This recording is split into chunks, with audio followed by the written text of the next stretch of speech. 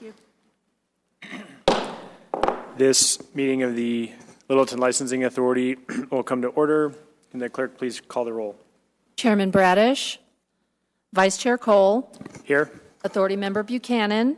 Here. Authority Member Levere. Here. Authority Member Mather. Here. Authority Member Schock. Here. Authority Member Webb. Here.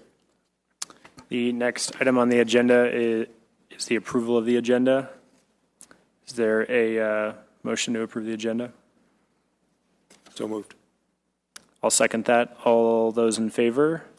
Aye. Aye. Aye. Aye. All opposed? Next item on the agenda, number 3, is certification of minutes from the September 9th, 2015 meeting. Mr. Chairman, I would move to approve, based on the clerk's certification, the September 9th video as the minutes for the September 9th, 2015 regular session of the Littleton Licensing Authority. Second. All right. All those in favor? Aye. Aye. All those opposed? I'll abstain because I wasn't present. You don't need to abstain. All right.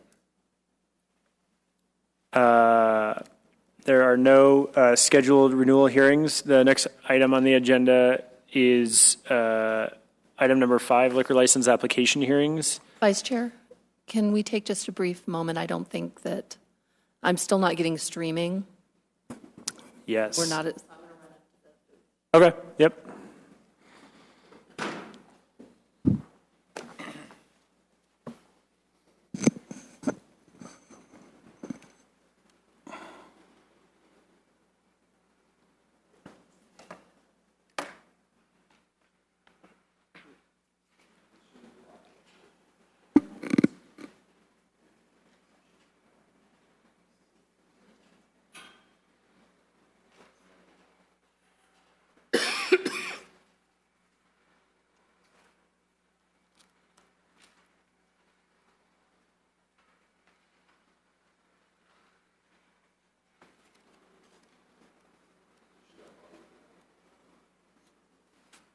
We're good?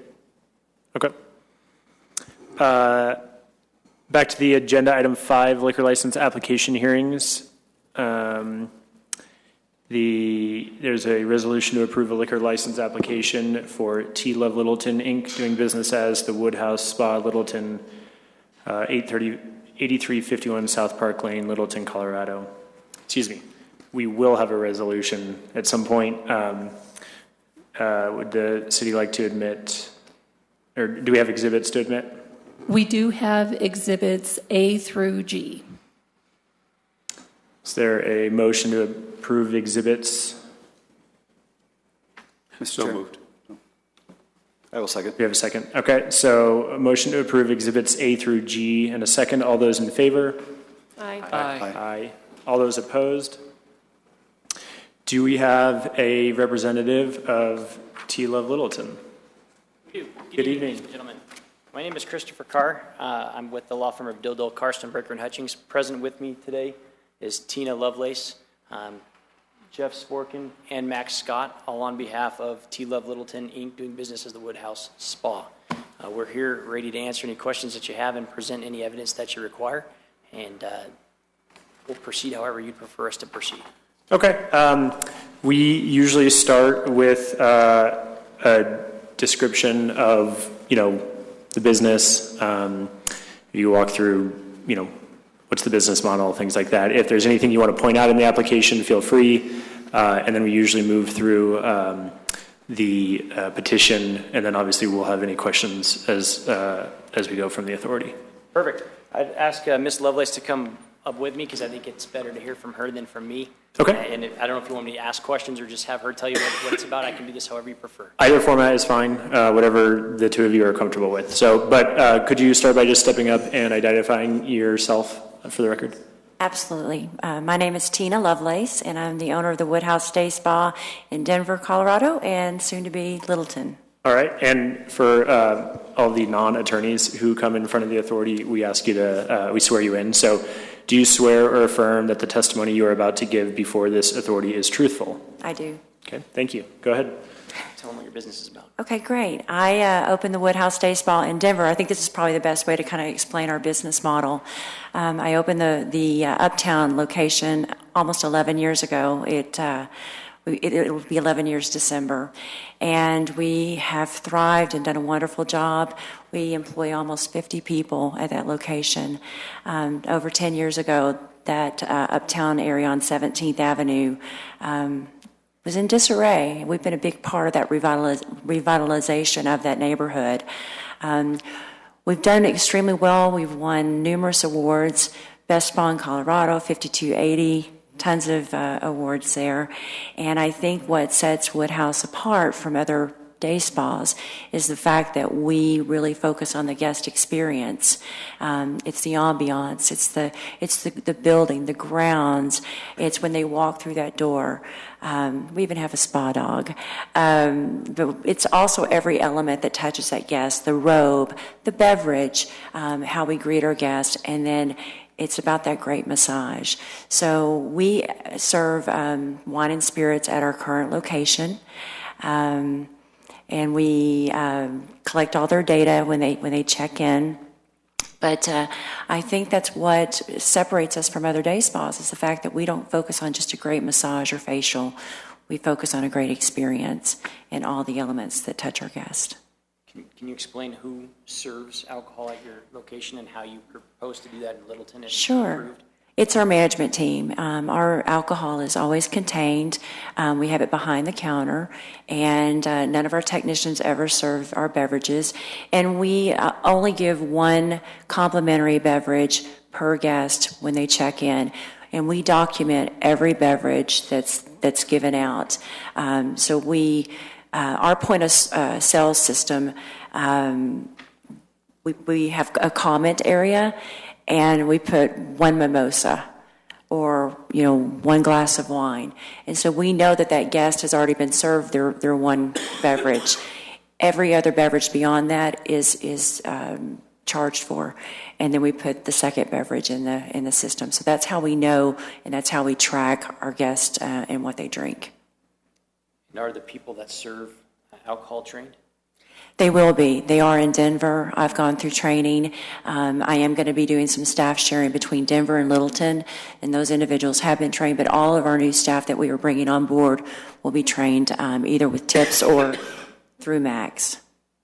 And have you or anybody at your spa had any liquor violations in the time that you've owned? Never. Never. And why did you pick this location at Littleton? Because it's perfect.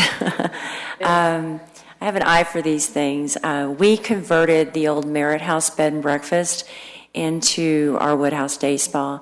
And when I walked into the Crystal Rose location, I could envision what it was going to be. It's going to have a New Orleans feel to it. I have gas hurricane lanterns that are going to go down the side of the porch. I've got red rocking chairs. I used to live in New Orleans for a few years, and that's where I got my inspiration. It's on 2.5 acres, 112 parking spots. I deal with parking issues all the time in Denver, so this is like a dream come true for me. But I'd love for you to stop by and see the construction. It's going to be incredible. But yeah, it's just the perfect location. Are there any other businesses that do what you do anywhere near this location? None. And do you believe there's a need and desire for this liquor license at this location? Absolutely. It's part of the guest experience. In addition to the wine and beer or whatever we might serve, we also have a whole host of other beverages. We have Harney & Sons teas, we have Nespresso, juices, and then we'll have the other beverages. I don't know if the authority has any other questions. That's all that I think. Mr. Carr, when speaking, can I ask you to speak into the microphone so that, because our videos are our record of minutes. Sure. I don't have any further questions for Ms. Lovelace, but would open up to the authority if there's any questions from the authority. Ms. Lovelace, can you give us a projected date of opening? Well, we're supposed to open in like 5 weeks. We've had a few hiccups with construction, as you can probably imagine. I can't get my flooring in time, so it's kind of messed with the time frame. But we anticipate being open by November 16th is the date that we're targeting. Included in your application is a diagram of the floor plan of the establishment. Can you tell us where the alcohol will be served in the establishment? Absolutely. So we've moved the entryway for the spa to these. What side is that, Jeff? Is it the west? I think it's the west side. Anyway, there's French doors, and when you walk in, there's going to be a counter all the way back in the back. And we were fortunate enough to keep the Art Deco bar that was left with the crystal rose. So the beverage station will be behind that counter with only access to my employees. Great. Do you have a locked room where you keep the liquor? We do. In fact, we're going to create a wine cellar that will be secured, and that's how it is at our current location. And any of the white wine that needs to be refrigerated, our refrigerator does have a lock on it. And just to be clear, the initial serving is complimentary, and then is there an additional charge if a patron would desire an additional beverage? Yes, sir. All right. And what's the range of that charge? It could range anywhere from $7 to $14, I believe. Okay. And in your experience in Denver, have you had any patrons who you'd had to refuse or cut off service to? We have, and we've done that. Okay. Would people? They weren't happy about it, though. They weren't happy about They it? weren't happy about that. Sad. Would people be able to go outside? Like, is there any sort of, I remember there, having been there before, there used to be what would have been the back, like There's a patio. patio. Can people go outside, and if they do, can they bring a beverage with them? And Well, let me ask you, is that allowed? If it is, then yes. If it's not, then no. It is, so long as you have an enclosure and you Yes. identify to people that they can't leave the, Okay. the premise. And if that location is part of your licensed premise, it would have to be included Okay. in the diagram. Okay. If you want to allow people to go out on the patio, and I don't see it on the drawing, if you could, if they turn in an amended drawing, would that be sufficient, or do they? If they do it before the license is issued, Okay, so if that's something that you're interested in, you can work with the clerk's office to submit an amended drawing that would indicate that. That area? Yeah, and again, it would need to be closed off, and so that your patrons would know when they're leaving the premise, so Okay. that they can't leave with alcohol. All right, understood. What are your hours of operation going to be? My current location is open from 9 to 7 Monday through Wednesday, and then Thursday through Sunday from 9 to 8. So we are open 7 days a week. The new location, we're anticipating 10 to 7, Sunday through Saturday.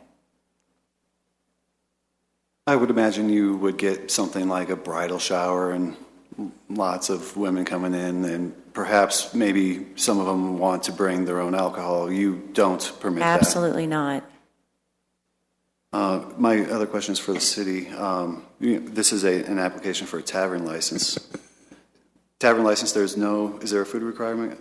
It's basically snacks, so you certainly should ask or could ask what type of food will be available. So what food would be available for someone who needs? Sure. Well, absolutely snacks. We are also going to partner with a restaurant for lunches or if someone wants to have lunch. But if you can understand, at my existing location, I have 47 employees. They love to eat.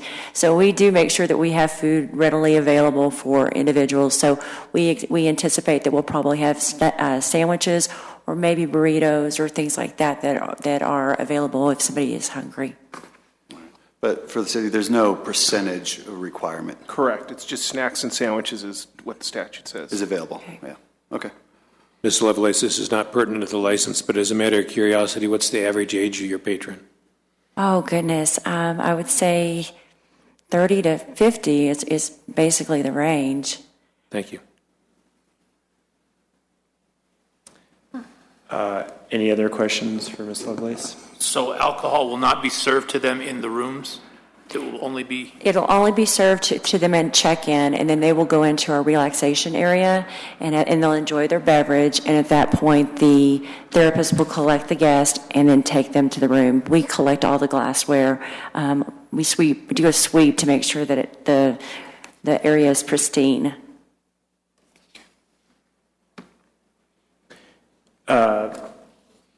We can always ask any follow-up questions if you want to present your petition next. That would be great.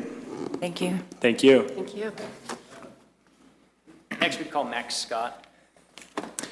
Good evening, Mr. Scott. Do you swear or affirm that the testimony you are about to give before this authority is truthful?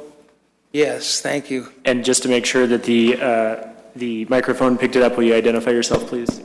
My name's Max Scott. I own and operate Oedipus Incorporated. We're in our 47th business year.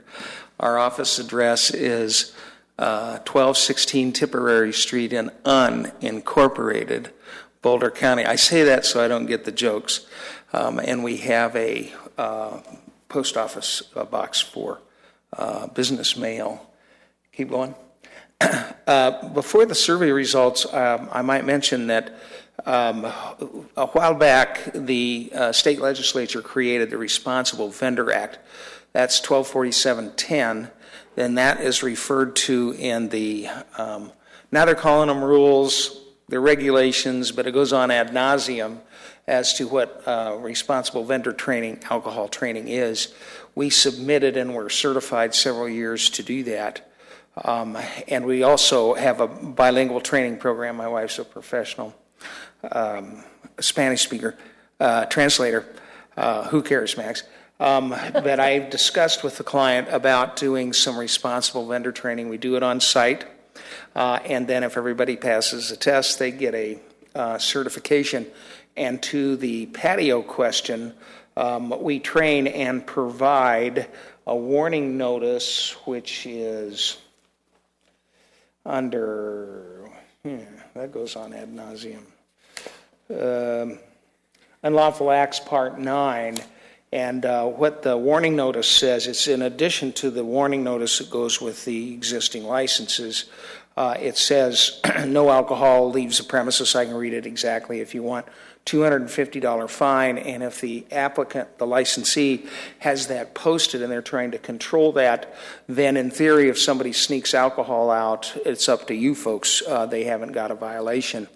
And we train to put it on the patio fences, patio exits, because there's usually a fire exit someplace, and the back door, because it could be the employee stealing alcohol and leaving. And we also go over all of the violations that we've been involved in over the years and how to prevent those and provide them with the current ID checking guide.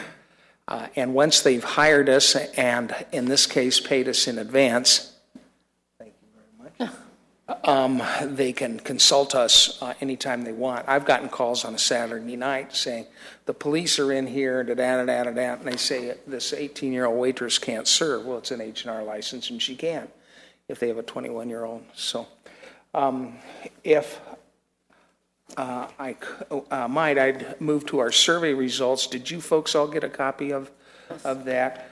Yes, we did. From the top of the clipboard down, if you go to, I think it's page 5 in my report, we have our survey map, and then also we had the city's map. That's the next page. But on our survey map, it shows the site location, blue areas where we surveyed parties in interest, business owners and managers, and then the pink areas, which were the resident business owners and managers. We've done this neighborhood several times with the last great experience of the Safeway liquor licensed drugstore. A person has an opportunity to sign for or against, and we have a briefing sheet that we start the introduction with. The briefing sheet has two parts. The generic part, which in this particular case would be days and hours of operation and beverages and food requirements for a tavern license, and then the testimony you've already heard somewhat summarized. With on-premise licenses, the primary thing, well, with any license, they want to know when's it going to open. So we had that information. That gets to the survey results. Item number 1 on page 2, I'm telling the client we did what we contracted to do. We have to be paid in advance. and we don't guarantee survey results. Item number 2, qualified contacts. That's anybody that's a party in interest for any reason that they may have written down, because you can write down any reason you'd like to pass on to the Liquor Authority.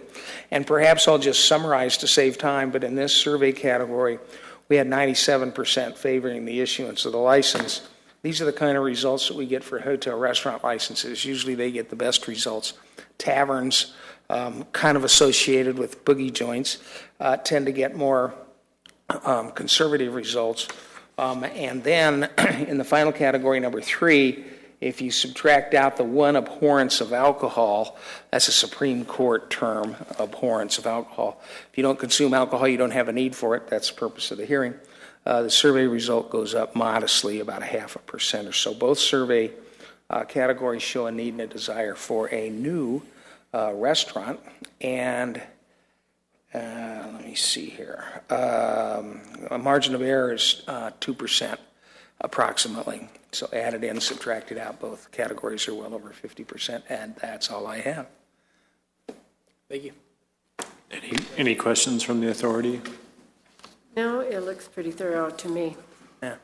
I love coming to Littleton, let me tell you. Thank you. So will they. Are there any other items that you'd like to point out on behalf of the licensee? No other witnesses. I'd make a brief statement if you guys are ready. Basically, the petitions show there's definitely a need and desire for this license to issue in this location. I think the T. Love Littleton Incorporated shareholders have shown that they're of good moral character, not only through their testimony today, through their application, but through their operation of their other location for 11 plus years, or almost 11 years, with 0 liquor violations. We do believe we've met the burden necessary for this license to issue. We would ask the city to kindly do so. All right, thank you. Any other questions from the authority? Counselor, what's the status of the license before the State Liquor Enforcement Division? My understanding is that it's pending. They don't have any questions or problems. They're simply waiting for the signature sheet to get from Littleton to them, and we should be moving smoothly from there. Thank you. I have one small pedantic point regarding I think it's the state license application on page 3. You list the landlord. There's a typo in that. You have it listed as Lovelace Sporking Property 2 LLC. I think it's minus the G. So I don't know if that's something you No, guys... that is correct. Oh, the lease that we have has it without the G on it several times, so my mistake then. I'll That's check fine. into it. It's a minor issue. I just wanted to point it State out. Liquor hasn't come up with a problem. So let's not poke the bear. I don't want to cause a problem when if someone sees it. So. All right, thank you very much. Any discussion, or does anyone have a motion, in which case we could move to Vice discussion? Chair? Yeah. Oh, I'm sorry. Excuse me. We have our public hearing roster, does not have anyone on it, but is there anyone else in the room that would like to speak on the issue? Thank you. Seeing no one else in the public that would like to speak, is there any discussion from the authority members or a motion? Are you asking for a revised floor plan with the patio? That's up to the licensee, and that's something we can discuss. Yeah, so if we were to approve the license tonight, Then as was submitted, and they decided to come and get you an amended drawing, is that something that administratively could be approved? Absolutely. If it's the authority's desire, and if you think it's appropriate, you can certainly make that part of your motion, that if they decide to add that those premises would be deemed approved as well. And is that something that the city attorney's office would sign off on, or the clerk's office would make a determination as to what's sufficient from the drawing? Essentially it has to be an enclosed area, so we'd confirm that it met the requirements of being an enclosed area, and I think that'd be sufficient, so the clerk could do that. Mr. Chairman, I'll build that into a motion. I move that the public hearing be closed and that a resolution of the Littleton Licensing Authority be approved which grants T-Love Littleton, Inc., DBA The Woodhouse Spa Littleton, 8351 South Park Lane, Littleton, Colorado, a tavern liquor license contingent upon approval by the state, hold on just a sec, by the State Liquor Enforcement Division and contingent upon submission of a new floor plan, which includes the patio area, and based upon the following findings of fact that 1, notice of the hearing was properly posted and published, 2, that the applicant has possession of the premise and the premises are suitable for the requested license, 3, that the needs of the neighborhood are not now being met, 4, that it is the desire of the adult inhabitants of the neighborhood that the license be issued, 5, that existing similar liquor licenses in the designated neighborhood are not adequate, and 6, that the applicant is of good moral character, record, and reputation. We have a motion. Is there a second? I will second. Is there any discussion? Everything seems to be in order to me. Council, is that sufficient liquor? No further discussion. Will the clerk please poll the authority? Vice Chair Cole, Yes? Authority Member Buchanan, Yes. Authority Member Levere, Yes. Authority Member Mather, Yes. Authority Member Webb. Yes. The motion carries. That passes. Congratulations.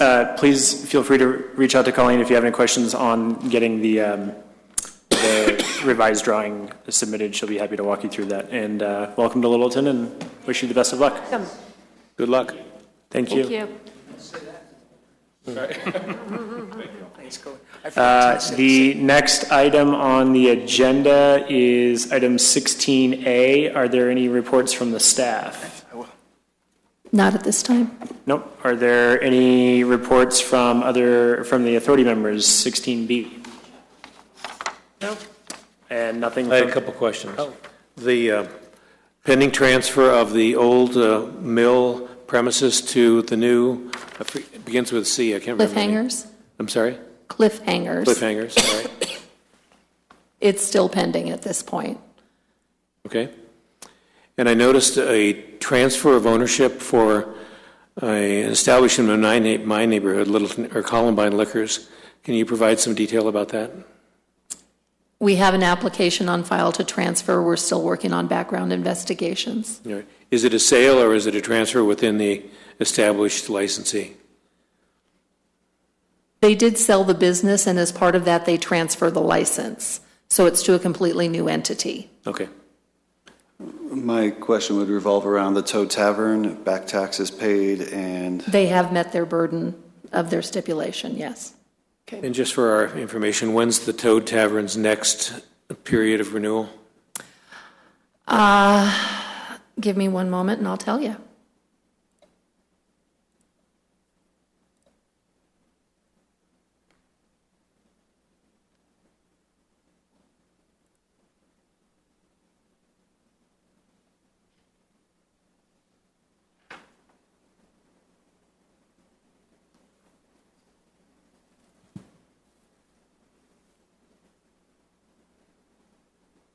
They will be renewing their license in March.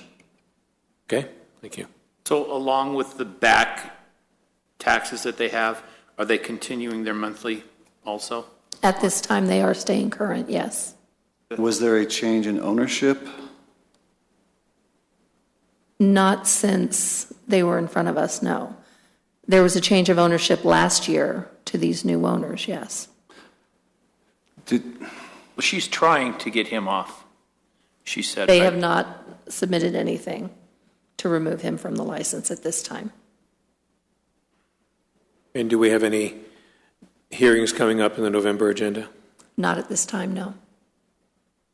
No hearings and no new license, no new applications as of right now. Right. Not at this time. Anything else from the authority members? I have nothing under 16C, so I'll call the meeting adjourned.